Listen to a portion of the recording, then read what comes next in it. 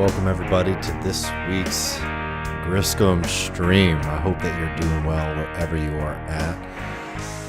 I am doing just fine.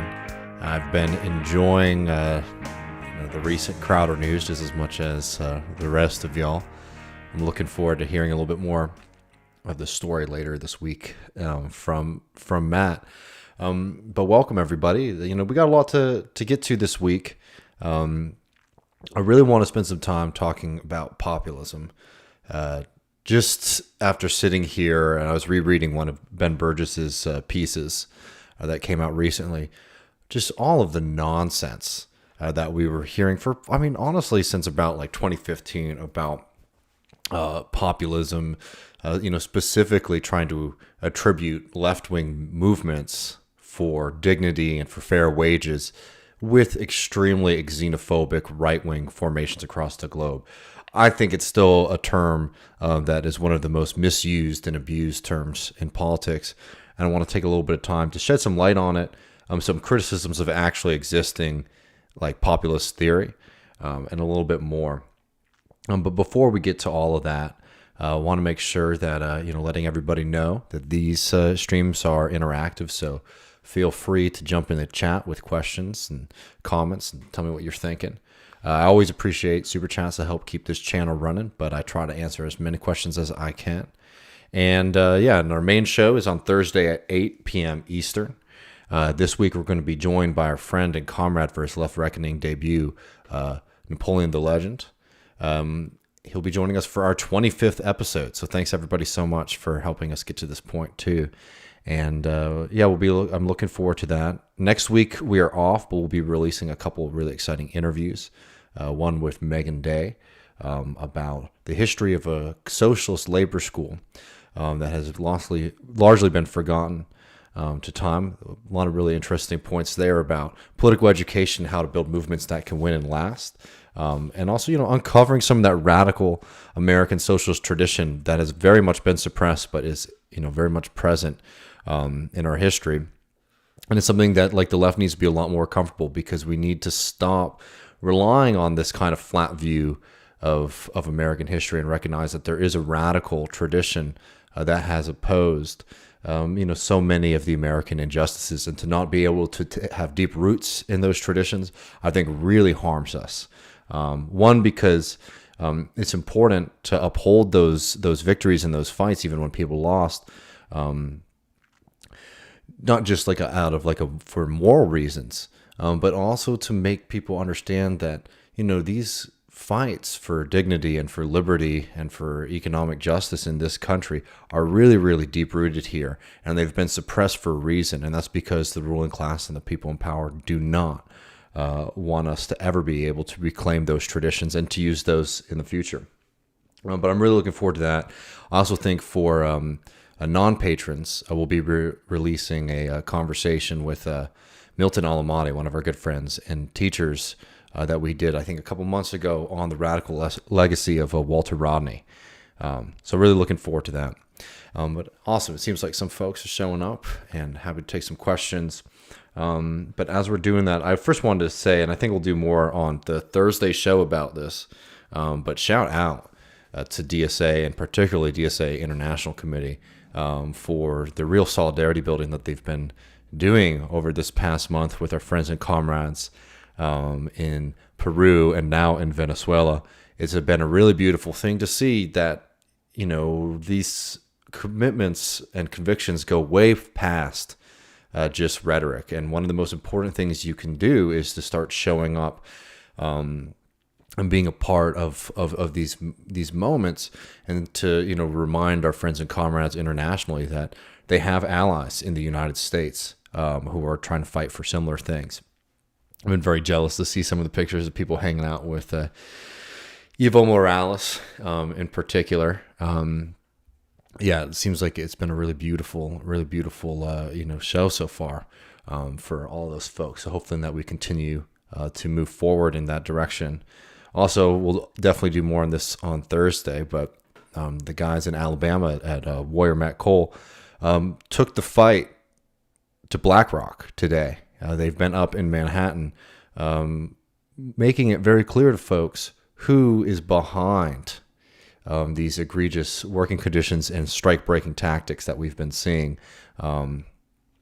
against the 1,100 workers who have been on strike since I believe April 1st now. They're taking it up to a New York Yankee Capital firm that tries to abstract itself from its direct role in immiserating working people. And I think strategically it's going to be really, really important to start bringing those fights to these people instead of just letting those figures be like abstract, being able to show up in front of those buildings and say like, no, look, this is what this capital firm is doing. It's preventing me from being able to feed my family. It's destroying my community, and it's emboldening scabs to attack me and my friends and the environment around us.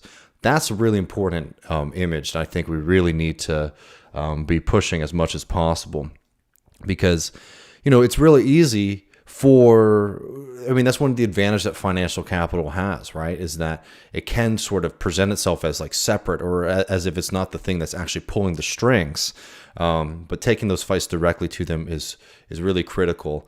Not only just because they're not used to it, and it makes a lot of those white collar workers there uncomfortable, because for them, these people who they're harming are abstractions as well, right? I think that's a very important tactic. But two, it's really important for people in the United States to start recognizing more and more and more where the power lies. And that is especially in what's been happening for the past few decades of a more and more concentration of control of the means of production and of a lot of groups in this country into the hands of big organizations like Blackrock. Financial capital has always played a large role in American politics, but the real financialization of almost every aspect of our life is something that is very much it's been accelerating over the past few decades, and particularly, ever since the end of the financial crisis. I mean, what they're fighting for, just for folks who aren't familiar, at Warrior Met, is, during the economic downturn, the company that they work for was struggling, and they agreed to lower their wages to make sure that the company stayed afloat, right? The company goes bankrupt and it gets bought out by a bunch of financial interests, BlackRock. And then the company becomes extremely profitable, and the workers say, okay, well, we sacrificed. Why are we not able to now receive the wages and benefits that we were enjoying before? And, of course, capital doesn't like that. So making these things really clear to people who is making these decisions and where the power lies is critical. And also reminding people that, despite all of the kind of like geographic and regional differences that we have in this country, right? It's a large country. The financial power is really concentrated in a few places, particularly in a few organizations, and recognizing that we not only have a common enemy in the capital, like the class of capital in general, but like we have a damn enemy that's very clear. We know where they are in BlackRock.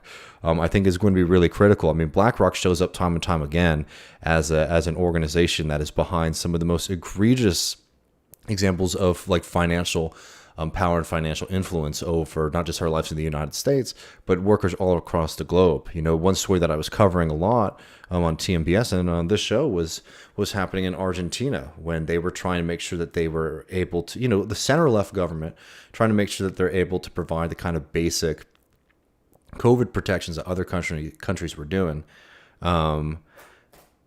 Who's the one who was fighting against it? It was BlackRock, right? And BlackRock is the same organization that is fighting against these workers being able to get fair wages today, right? Understanding that like these connections go much deeper than just kind of like symbolism, and actually that like these things are emanating from the same offices, I think is really, really critical. And let me see. Last but not least, let's do a quick. Oh man. Here we go. I'm still trying to figure this thing out. I wanted to shout out Chip Roy, who is one of these asshole carpetbag Republicans here in Texas, for here we go. For this one right here, Chip Roy. If Chip Roy were in charge of the border, it would be closed tighter than the Cowboys' defense. Welcome to CPAC, Texas, Congressman. Right? If people don't follow football, this is from last year. Cowboys defense ranks as one of the worst, if not worst teams in team's history. So not really the best analogy there. And just it's amazing how goofy a lot of these guys are that they don't even, like, come on. It's like the Cowboys and NFL football is not an obscure reference. Like, you got to be able to do the due diligence to realize that that's probably not the, probably not the best metaphor.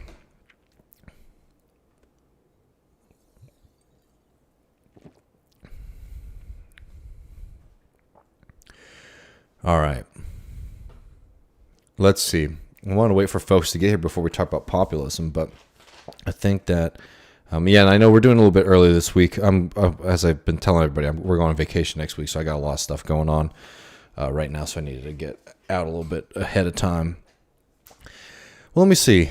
Unless anyone has any questions in the chat, I can start talking about this populism stuff because it's really important. We're going to be doing a lot on populism next month. We're going to be doing an in-depth conversation on Eugene Debs and the history around him and the political movements that he built.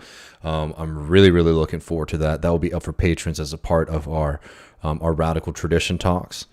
So we'll be doing that. And then we're also going to be joined by Lillian of the What's Left of Philosophy podcast, which is a great podcast that goes through the history of like political philosophy, raging debates within it. We're going to be talking about a book called Socialist Hegemony and Social Strategy, but which is a really interesting and critical text, and we'll get into that in a little bit today. It's a critical text in this, like, it's a text that I very much disagree with, and I think is a big problem for the left. But even if it was indirect, became an extremely influential part of left-wing politics, mainly in Europe, but you can also see its role in the United States left-wing movements as well. And I think we need to reckon with what left-wing populism is so that we can get into the next phase of building these kind of actual bottom-up movements that we did not have, unfortunately, over this past decade. I mean, the past decade really was an example of some kind of form of left populism, which seemed to open up a lot of doors and generate a lot of excitement. But when it came to capturing state power, at least in the United States and the United Kingdom and across Europe, I think we have to be honest that it was not successful. And I think the point of criticizing this is not to sit around and point fingers at like individuals or anyone who got caught up in this, but recognizing that if we want to win, we need to do something different. So I'll get into that. But there's a couple questions here that I wanted to get to. So somebody said, are you going to finish the book that you and Michael were working on? I talked about it a little bit last week, and it's we're working on it. It's obviously, if you can imagine, a very difficult task, and finding proper financing for it is a little bit of a question mark, and the research and the resources that would be needed, not to mention the time. But the intention is, yes, in some form or another, to try to put something like that out there. It might be a little bit of a process, but we're working on it. I'm trying to figure out the best way to take what we have and finish it, basically. Okay. Here we go. Someone keeps on talking about. All right, here we go. We got some questions about populism too, so maybe we can start with one of those to start. Let me just read off a few of these questions and we'll go from there. Why does the right always fall for the fascism populist hustle? We need to educate the masses to differentiate between the Trump faux populism scam and real populist momentum. So this is getting to some of the stuff that we'll be talking to in a second. Nathan Drake says, populism is a style of politics, not an ideology. People who treat it as such, either pro or con, are charlatans. Yeah, so we're going to get into this because I agree with you to an extent, especially about it being a style of politics, because I think one of the things about populism in general is that it's used to to conflate so many different things, it can be a little bit of a useless label. I'm going to try to pull out like the actual existing populism in the United States as a political movement, what people mean in the United States in particular when they're talking about populism. Left populism, which was a term that people were using to describe something, which is still hard to pin down, but there are people who were calling, Corbyn a left populist, Bernie Sanders a left populist. Then there's also, this book, Hegemony and Social Strategy, right? Ernesto Laclau wrote a book on populism, and he wrote it at a really interesting time when it felt like neoconservatism was the dominant movement. I mean, he wrote this book, and it was coming out, during the Iraq War, right? And was really saying that he was saying like populism is like the next big phase in politics, and it seems like the complete opposite was happening. Let me see. Yeah, here we go. I'm just going to get some of these questions out, and I have my my notes here. I just want to see what y'all are interested in. Let's discuss populism. What part of the historical record of the populist movement would ever lead one to believe they would ever vote for either of the two major parties? Exclamation, exclamation. All right, not sure where you're going.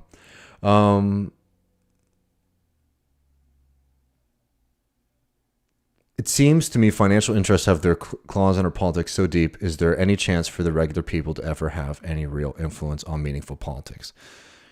Maybe that's a place to start. So populism, becomes the buzzword of the past few decades, primarily in the United States after, the rise of Donald Trump, and this was appearing to be a kind of orientation of politics in the United States. Of course, this is also occurring at the same time where you're seeing, kind of new right-wing formations across Europe and in the United Kingdom.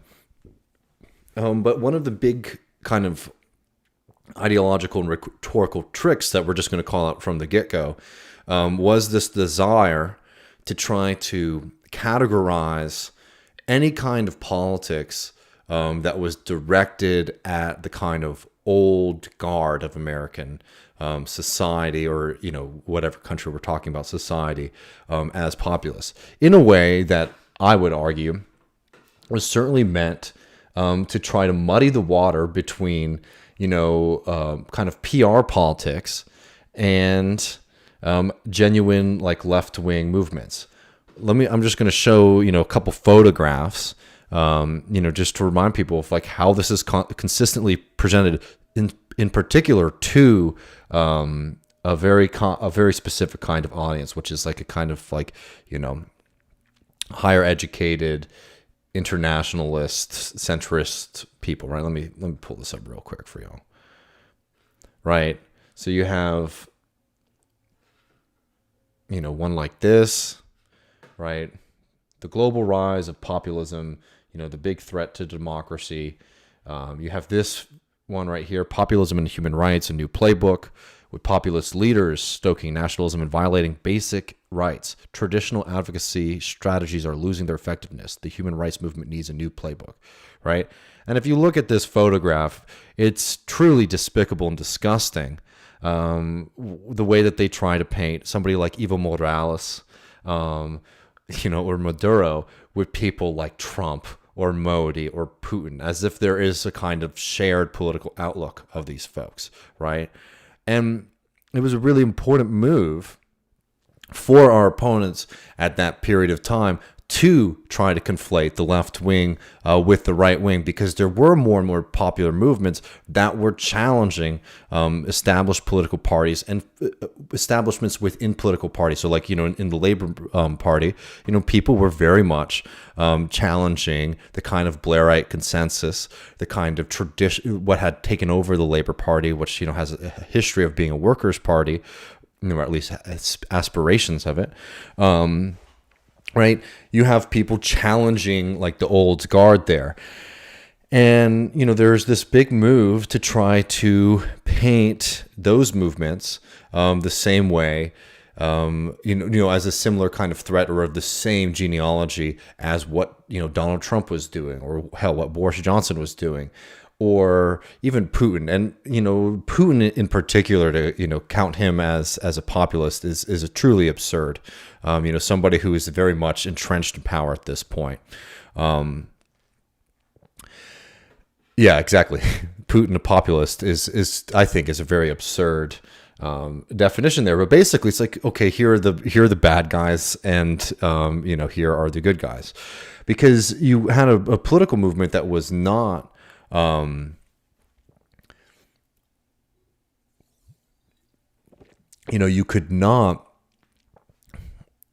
You could not really sit here and defend at the moments when these movements were rising what had happened politically for the past few years, specifically in the United States, right? The Obama administration, you have a moment where they have control to do something radically different, and you just see an extreme transfer of wealth to the wealthiest people in society. You see Obamacare, which, while preferable to just pure anarchy, was a huge giveaway to the insurance industry. It came with an extremely unpopular mandate that meant for a lot of, poor folks, working class folks, they had the specter of a fine from the government over their heads, and, was not able to provide, you talk to a lot of young people, myself included, who, entered into, the workforce in kind of precarious positions when Obamacare really went into effect.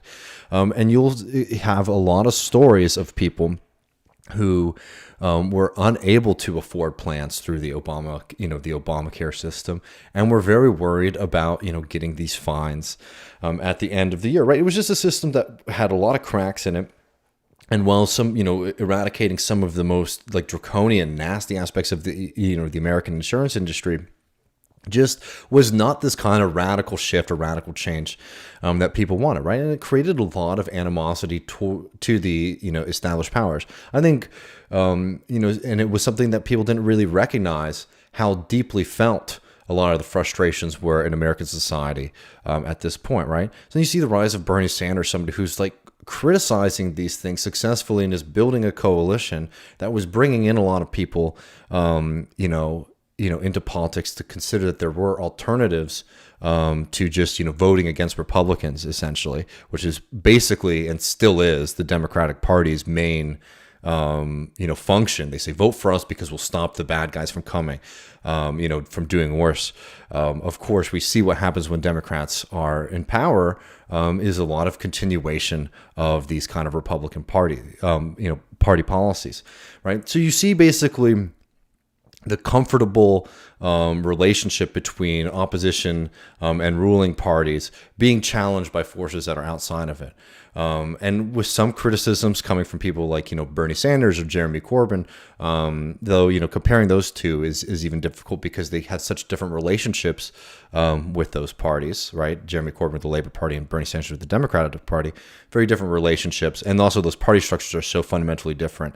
I think that it's important to be able to tease the difference of those things out. But I don't want to get too caught up on doing that, because I think we all know the general point that I'm getting to here is that one of the earliest misuses of the term populism was to try to conflate Bernie Sanders with Donald Trump, was to try to conflate a movement that was about attacking the 1%, reclaiming workers' power in this country, reorganizing the battlefields in class structure and in class warfare in the United States to, in a very moderate way, but in a very common sense, plain spoken way. That was the Bernie Sanders appeal, right? They're trying to conflate that with Donald Trump, who was wandering around the country, spouting off horrific, xenophobic, warlike rhetoric, right?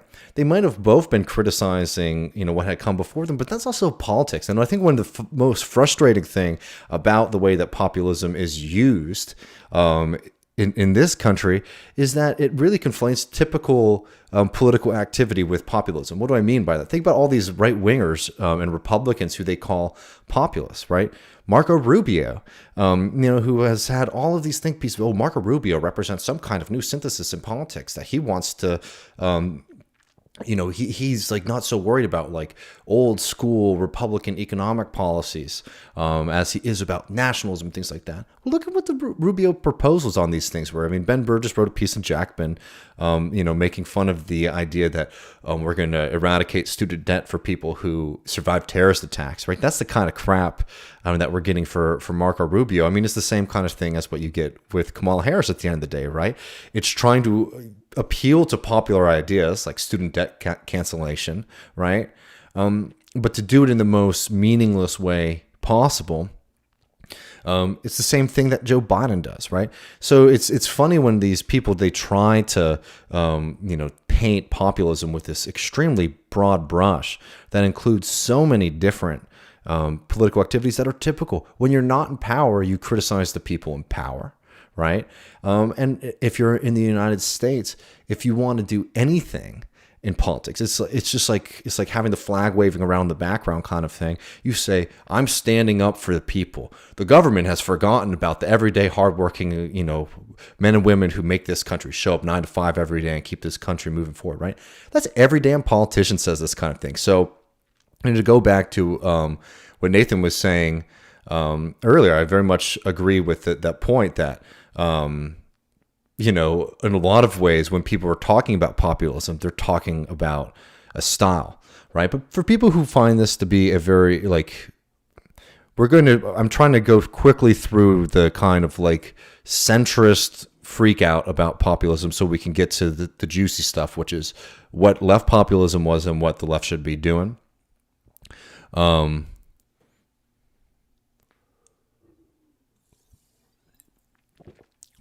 So I'm not going to spend time arguing with whoever's sitting here, but if you think that I'm someone who advocates being a member or participating in Democratic Party politics, you have me very much mistaken with somebody else.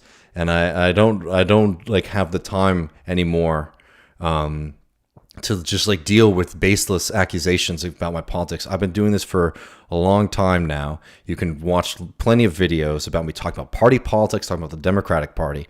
So I don't know where you're getting this kind of stuff and spamming the chat about Eugene Debs and the Democratic Party, but I'm not the person to come to with that stuff. Anyway, so the centrist, like liberal definition of populism, though, is this kind of, as Nathan was saying, style thing, right? It's like, oh, well, the populism juxtapose the people versus the elite, right? The people versus the opponent, right? And they say there's left populism, which tries to merge that with a critique of capitalism, and then they say that there's right-wing populism, which tries to do that with a critique of globalization, right? And again, this is a really dangerous and tricky move that they try to do that tries to conflate two different political movements with one another, right? And I think it's really dangerous, and I think that we should reject that. But again, these are the same kind of things that every politician does. Obama, a chief and critical neoliberal,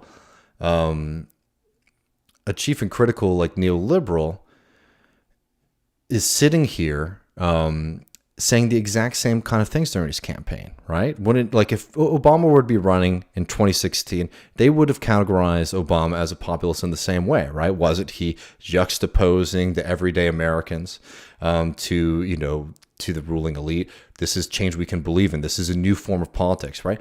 That's the same kind of thing that you got with President Bush beforehand, right? I'm a real American guy, a guy you can have a beer with, right? This is politics. This is basic election strategy. Like, you don't even have to know very much of the history of American politics to see this is the same playbook from Clinton to Reagan to Bush to Obama, right? This kind of juxtaposition between the people, right, and the few that are preventing us from being able to do what we want. That's basic democratic politics, right? Because what you're trying to do in democratic politics is construct a majority that, a majority voting bloc that is able to impose its ideas and vision of the future on the country, right? It's always going to be a juxtaposition. You're always going to say, we have the people on our side. We have the majority on our side, right? So really what they're saying is that people are being more bombastic maybe, and maybe they're breaking away from that traditional frame of just saying that in an empty sense and actually starting to talk about what those coalitions look like. And so for them, really what they're saying is that we have lost the ability to speak to our traditional constituency. Right? I'm talking about the Democratic Party, not being able to talk to the working class, and most specifically the Labor Party completely losing its connection to the working class there as well, right? So that they're unable to, at this point, they're just trying to guess what those constituencies want, and they're getting upset because other forces and other players are basically being able to create a stronger message that is activating those bases that they have lost the ability to speak to, right? Because there's a significant distinction, between political parties and political constituencies. And it gets really, really difficult when you see the failure of social democracy to continue to be the representative of the working classes that it traditionally argues that it's a part of. That then it creates a lot of opportunities for charlatans like, kind of right-wing populists or whatever you would like to call them to come in and start saying, we're at least speaking to you on some level. But it also creates opportunities for a different kind of left movement. And I'm actually going to get into why that is a problem in just a second.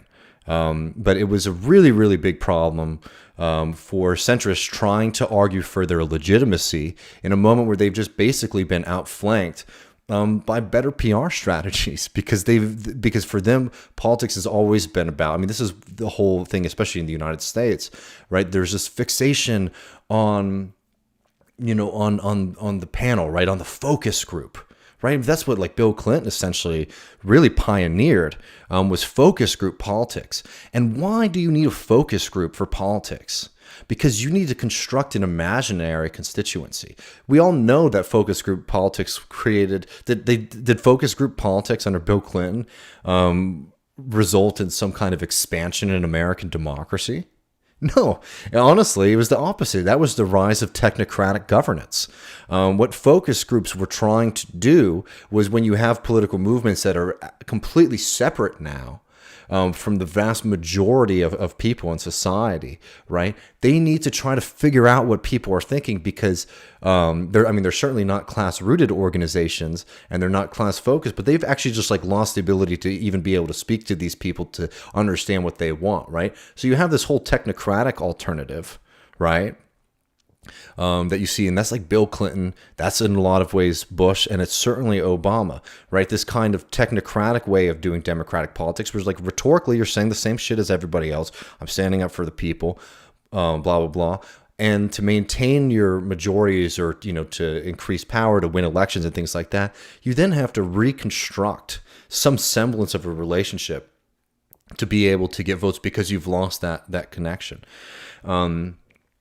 So that's one way that these parties are politicians who are completely separate from the vast majority of people in their outlook, in their goals, in what they want. They try to reconstruct that.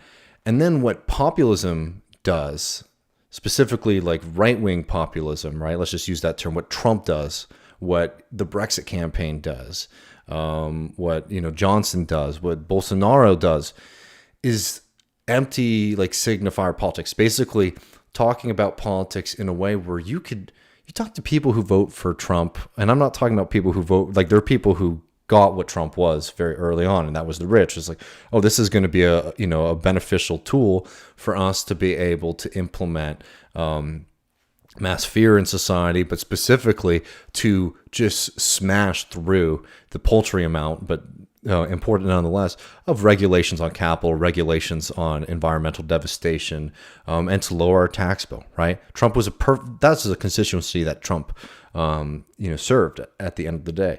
But what you get with a lot of these kind of populists across Europe, this right wing formation, is this kind of politics where you can really put whatever you want in it, right?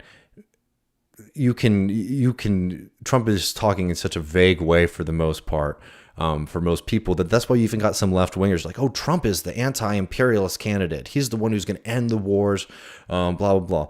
Because Trump presented himself in a way that you could create your own fantasy as to what he was. Right. And that was one of the great tools of populism. And again, to go off of the line that it's a style versus a politics, I think that there's a lot of truth in that, right? That, there was a style that you could put a lot of your frustrations into into a politician or into a movement, right? And they were explode. I mean, also you go to a Trump rally, like look at the T-shirts, look at what people were talking about. It's all over the place. This isn't a coherent political organization or a coherent political group. This is a lot of different radically, oftentimes opposed interests being able to put their like dreams and fantasies on on a politician, right?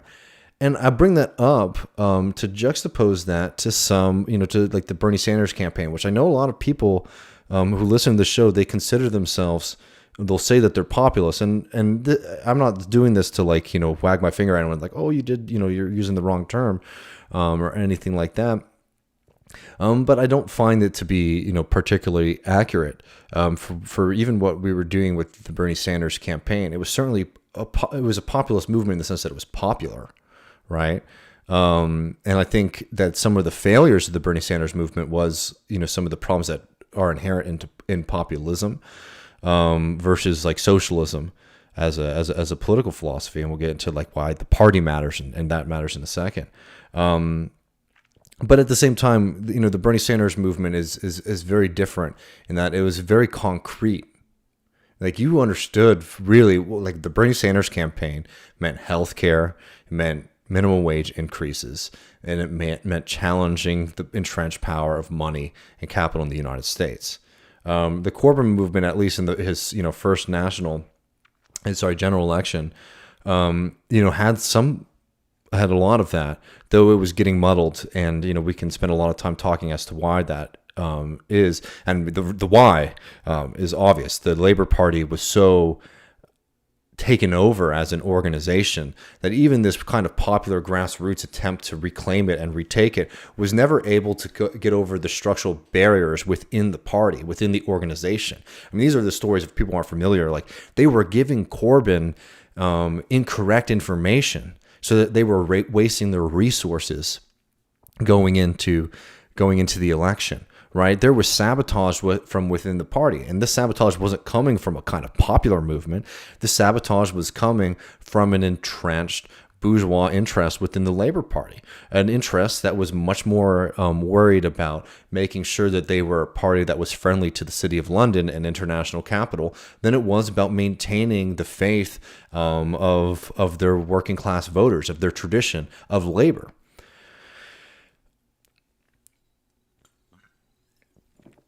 But this is, one of the tensions that we're now having to deal with post Bernie 2016. And there's nothing wrong with being anti-elite. That's absolutely, I think it's correct to be anti-elite in general.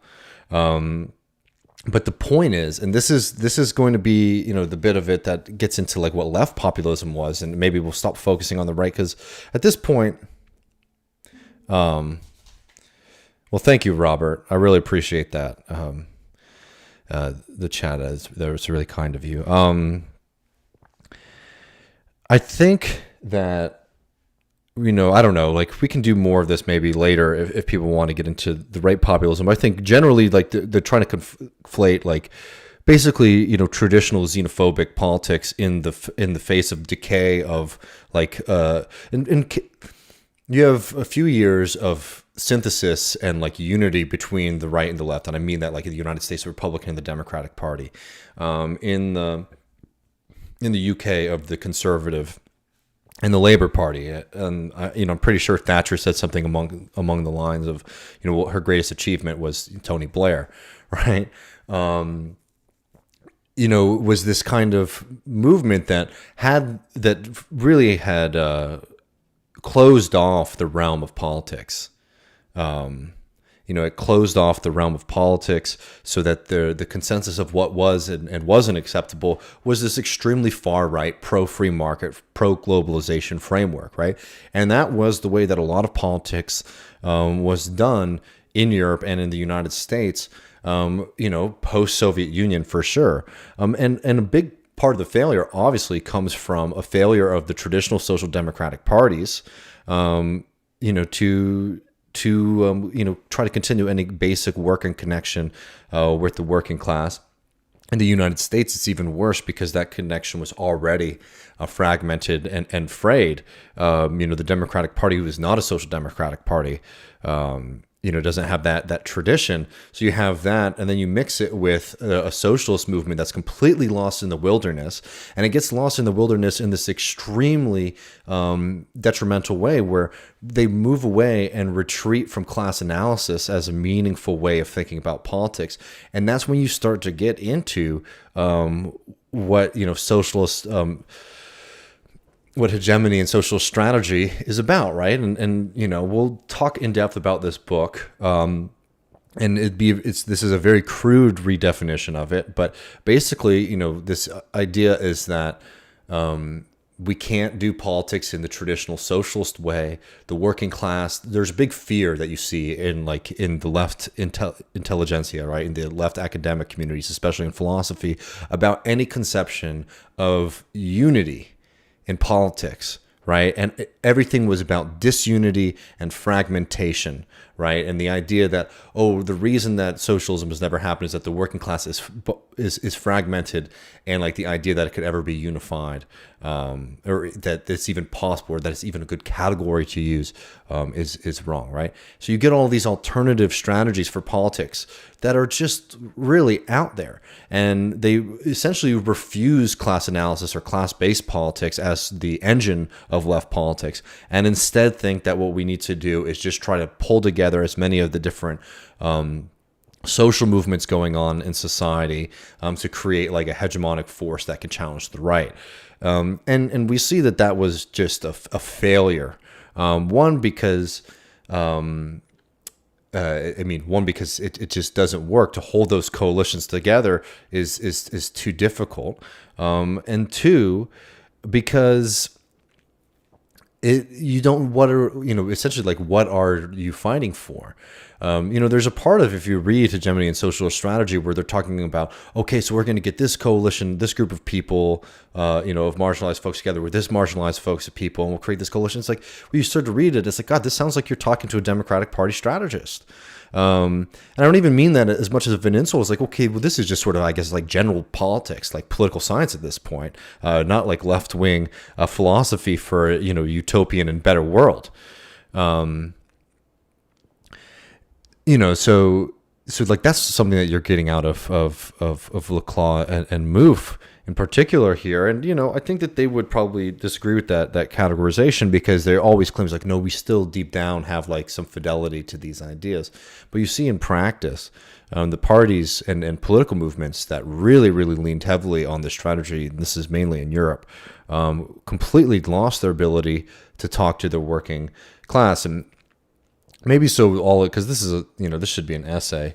Really, there's so many different threads here, but I want to start reading some of y'all's thoughts and questions here. I wanted to get to one of the fundamental criticisms of what left populism was. Maybe not sit here and say, here's the final judgment of history on it, but the idea of left populism, despite the rhetoric about fighting for the grassroots and the people who've been forgotten, there was a top-down function to it, right? The idea that we were going to have, a political figure, a political movement rouse everybody up from their slumber. It was, it had bottom-up rhetoric, but it was it came from powerful people. And I don't mean this in a way that anyone's trying to mislead anybody or anything like that. I'm just saying that the idea that we were going to just have, through our belief and love of a politician, that was going to be able to create organically the structures that you need to win. I think that, we learned that, there are serious limitations. I'm not saying that what happened in the past was like wrong or bad or anything like that. But I am trying to say we're now sitting here in 2021 in this post-Bernie moment, and you're already seeing just the severe fragmentation of whatever political coalition we're able to build under Bernie Sanders.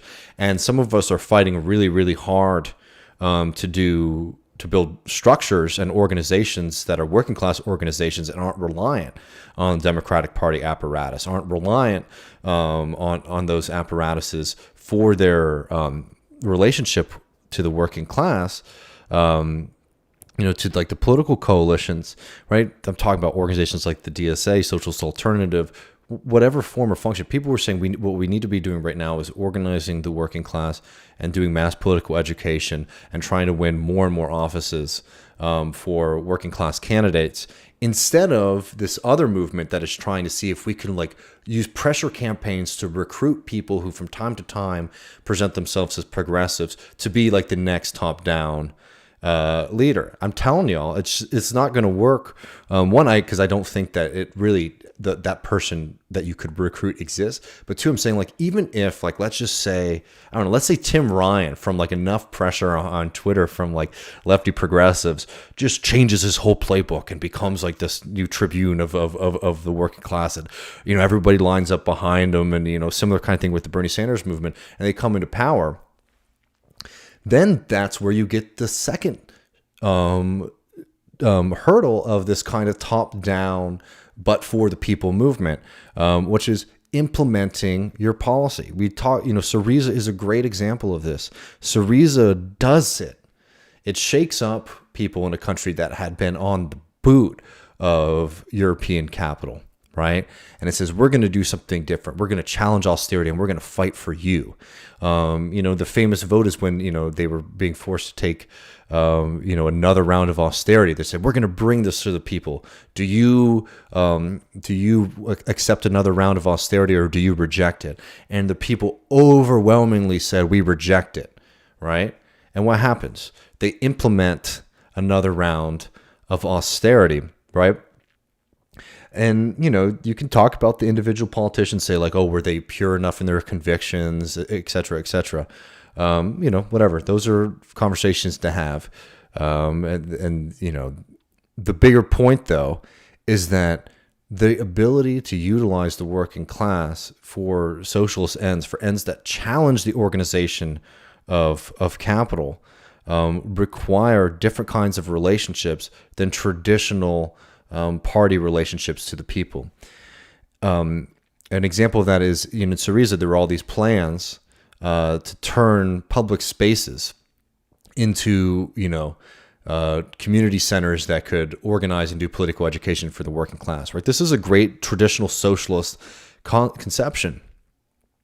But when Syriza, which had recruited many leaders and activists from working class communities and movements, but they basically pulled them all up into the top. They pulled them all up into the apparatus of the state. When they wanted to try to organize those, the education minister, they didn't know who to call, who to talk to. I mean, these kind of very basic relationships there were lacking, and that is what happens when you build, even if the rhetoric is good or the commitment or the conviction is good. That's the tension that you have. And it's something that I think a lot of people haven't really started to wrestle with, because our moment, Bernie Sanders, while it was really good and important, it ended up losing. And I think people were like, okay, we need to find the next one to do this again. And I think really what we need to be doing is we need to be building up from within ourselves to be able to elevate somebody into those positions and to have those natural connections.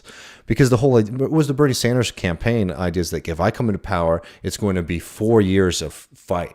It's going to be me trying to organize, the voters to continue this conflict in the streets with the powers of capital. It wasn't elect me and I'm going to just be able to sit and sign a bunch of executive orders and this is all going to end, right?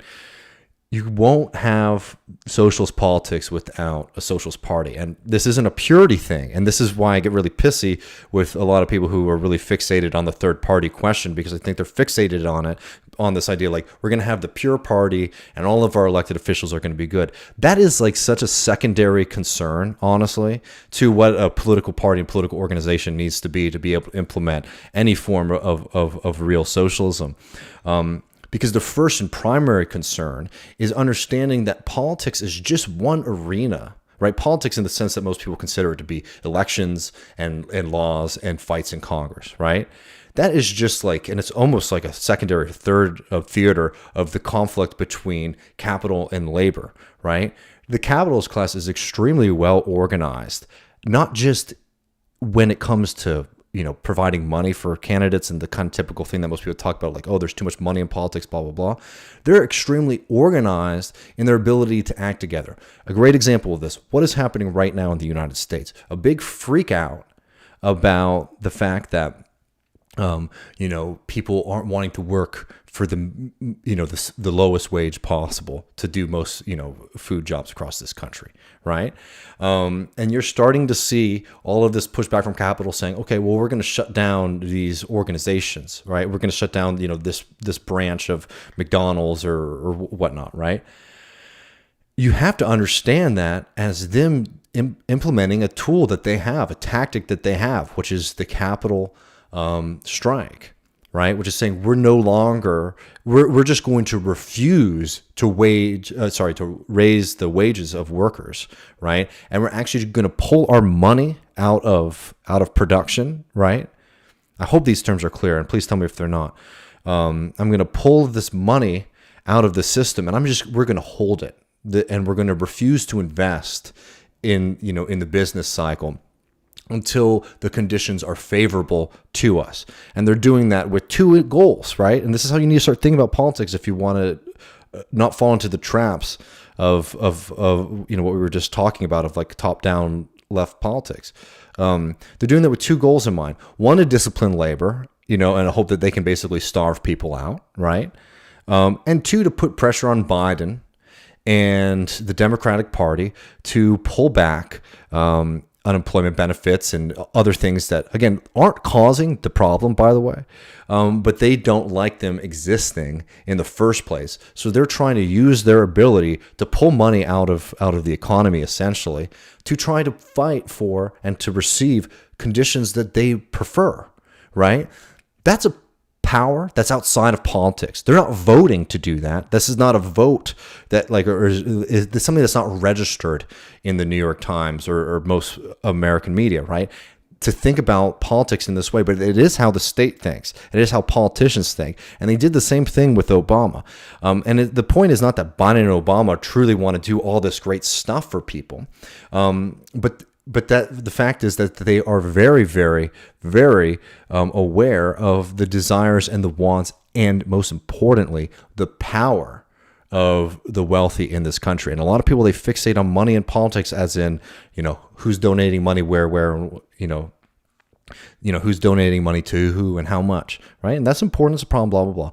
But what's way more important is their ability to direct investment in society, and to take money out of investment in society, and to de-invest in communities. That then creates economic problems for folks because there's no money being invested. You need money in capitalism. You need investment. That's basic capitalism 101.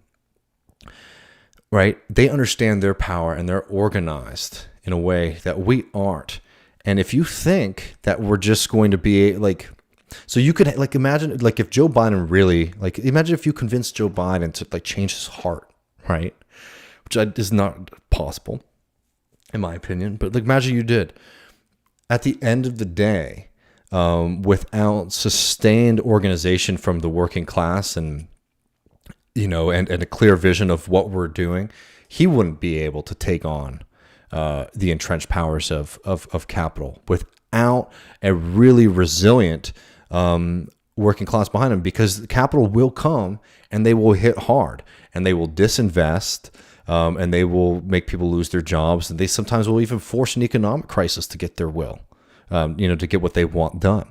And if we're not organized on our side, we'll never win that battle. And what happens a lot of times is people fixate on the politicians and hope that, like, oh, if we get the one true and pure person, then they'll be able to implement these policies. And I'm telling you, it's way more complicated than that. The government can do a lot to alleviate, people's suffering. But this fight is much more expansive than just, what's going on between the Republican and the Democratic Party.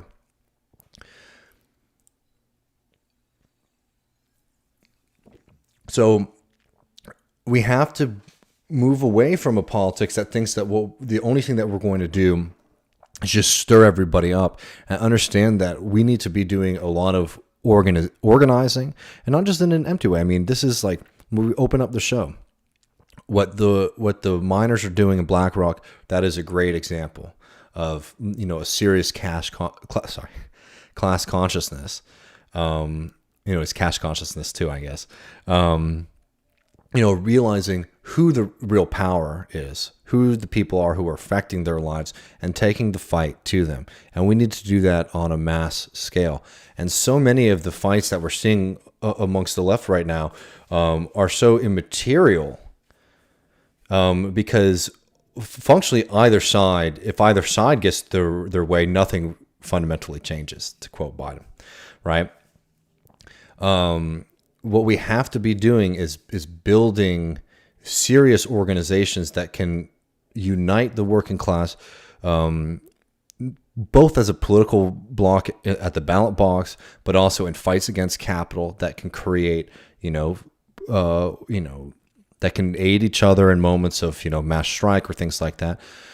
And that can provide us with the political education to understand, okay, well, what's happening right now is, a capital strike, instead of just saying, oh, this is just economics, right? Oh, this is just what happens when you have too many benefits for people.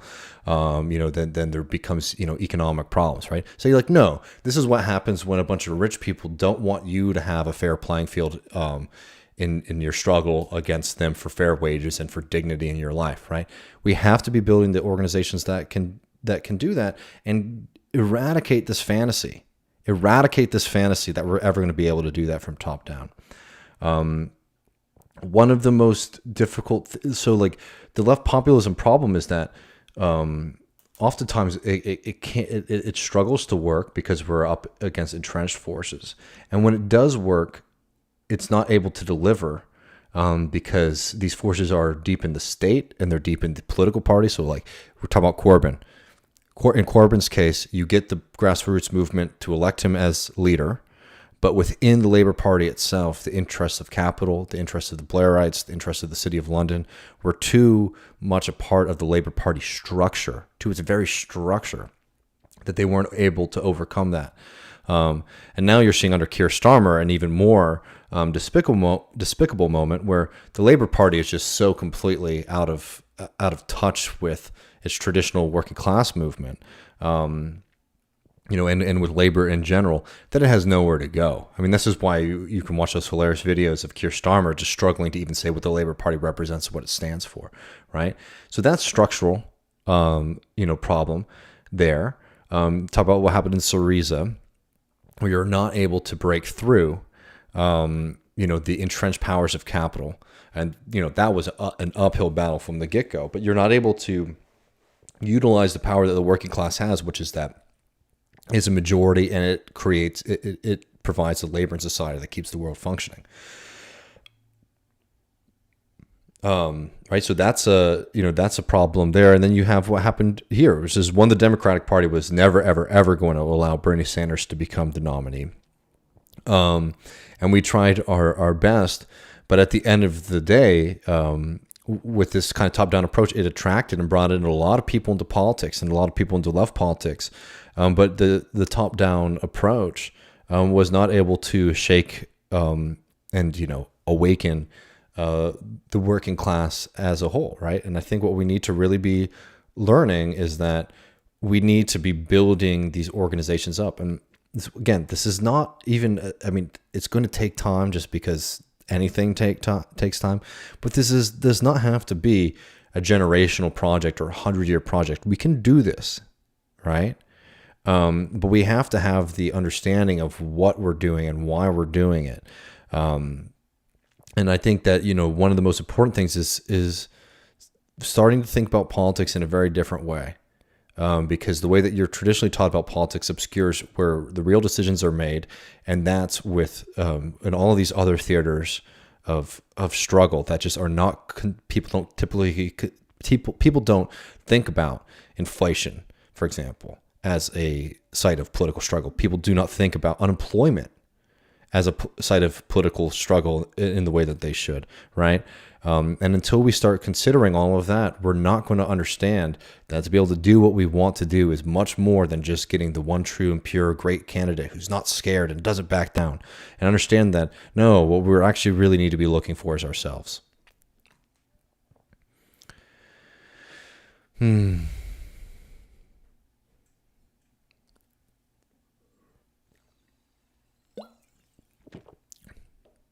All right.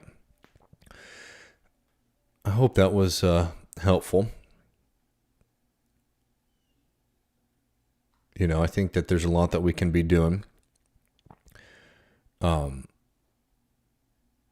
me see. I want to make sure. Cash consciousness. People like Johnny Cash. I love that. Yeah, y'all. Let me see.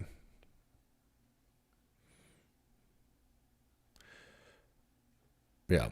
And we can never fall back into the escapism that we saw before. The escapism that we saw before, which treated politics as an individual place to say, like, oh, these are my morals and my values. Never fall back into that. Socialism needs to be social. Socialism needs to be popular. And it can't be a subculture. That was all Michael was focused on. Summer 2020.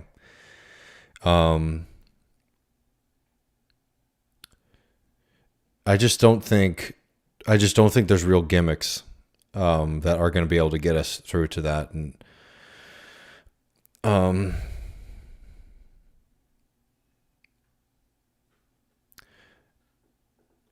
not sure what this is in reference to, but someone's talking about something I guess Breed said about 2,000 stimulus and versus 600.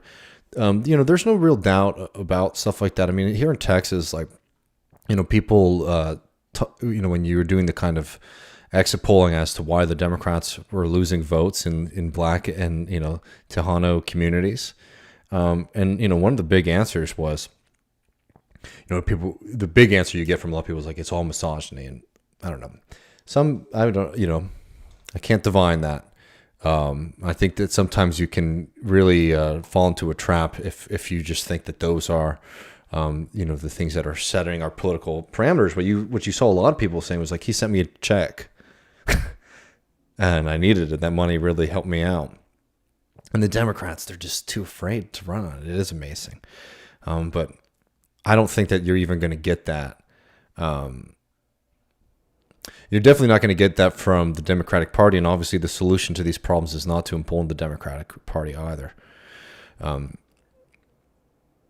Sean says, each time the organized left endorses a neo-lib for president, it squanders all respect and credibility among the poor and working class. Debs understood there could be no compromise with capital. Yeah, man. What organized left endorsed Biden? This is one of those things people come up with, alternative histories.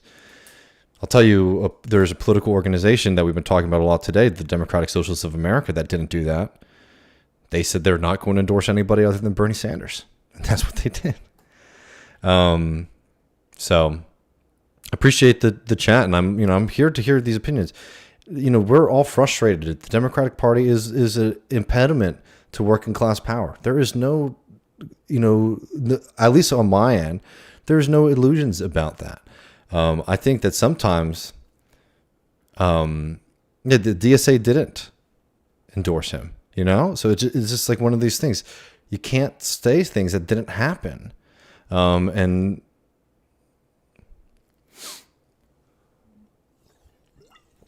And look, I'm not even saying the DSA is the final and perfect formation. It has a hell of a lot of issues. There's no doubt about it.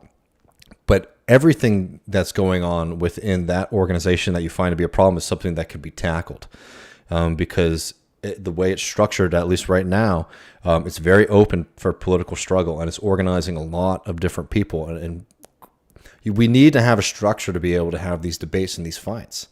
The DSA has a history that I very much disagree with. The DSA has an anti-communist history that I very much disagree with. 5 years ago, the DSA was, members of the DSA were very publicly attacking Venezuela, right? Today, they're in Caracas, right? And they're spending time with Evo Morales and doing this kind of work. These things develop. These things are developing in a positive direction. And I think this kind of, I want to sit on the sideline version of politics is not going to get us to where we want to be. You're saying again, this person is Sean, and again, I appreciate the channel, the engagement, but they're saying DSA was urging people to vote for Biden. I will admit I am wrong about a formal endorsement. So what do you mean when you say DSA, right?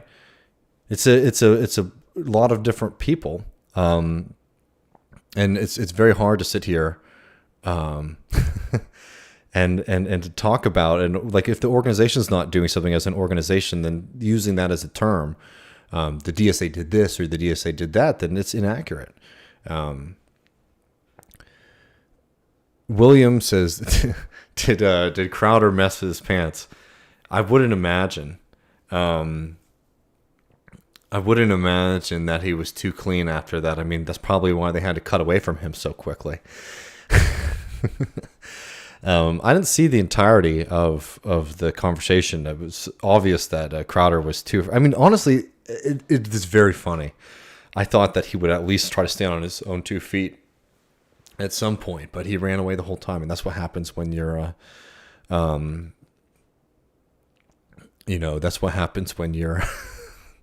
Your whole shtick is like going and finding young college students to debate with, and selectively, cutting those clips as well.